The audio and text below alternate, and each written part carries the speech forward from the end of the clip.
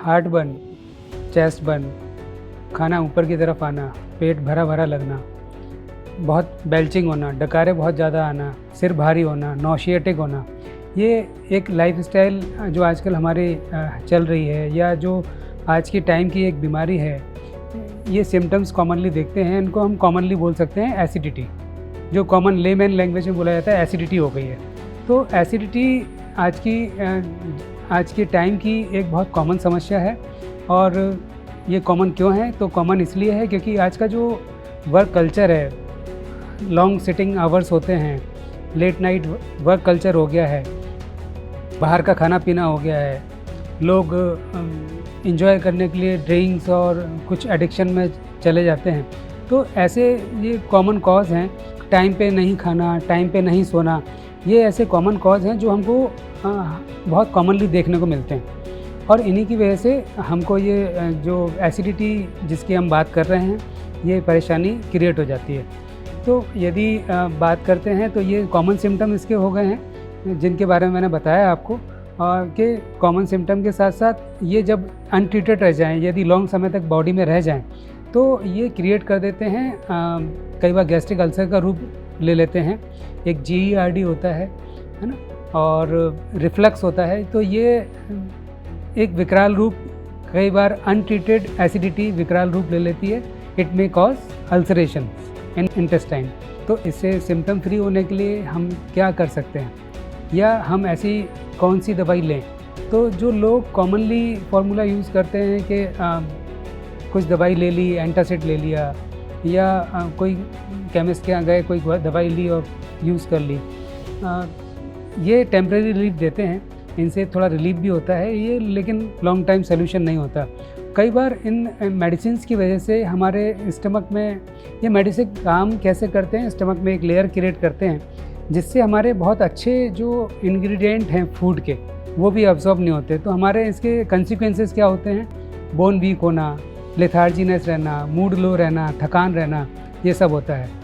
यदि हम बात करें इसी के कॉन्ट्राडिक्ट करके या दूसरे पहलू में, तो हमारे पास परमानेंट सोल्यूशन क्या है, हम कैसे इसको परमानेंटली ठीक कर सकते हैं? तो परमानेंट सोल्यूशन बिल्कुल है एसिडोरेड। एसिडोरेड एक ऐसा फॉर्मुलेशन है जो नेक्स्ट जनरेशन होम्योपैथी का फॉर्मुलेशन है, और इसको इस तरह से फॉर्मुलेट किया गया है कि जो आपकी बॉडी में ओवर एसिड है उसको रेगुलाइज करता है, हमारे अल्सरेशन को बनने से रोकता है, रिफ्लक्स को रोकता है, और इस तरह से ये उसके कंसिक्वेंसेस को भी काफ़ी हद तक रोकता है।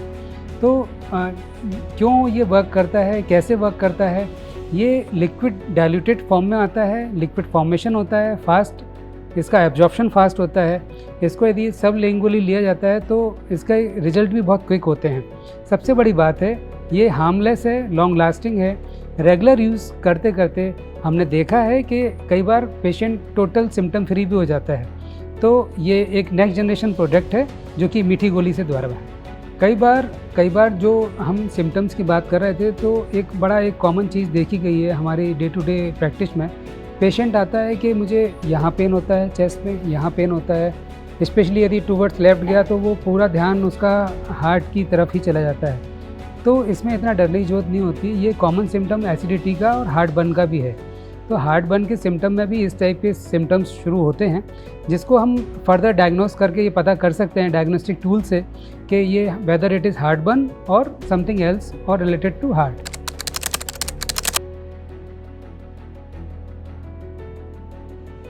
ये जो कन्वेंशनल मेडिसिन के ट्रीटमेंट हैं या जो इजीली अवेलेबल ट्रीटमेंट हैं, जिनको लेके पेशेंट बड़ा कंफर्ट फील करता है, ये एक टेम्परेरी सोल्यूशन है।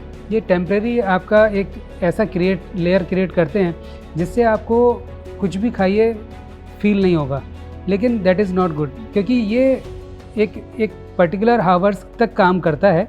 उसके बाद आपको नीड होती है कि यदि आपने नहीं खाया तो सिम्टम रिबाउंड होके रीअपियर होके फिर से होते हैं।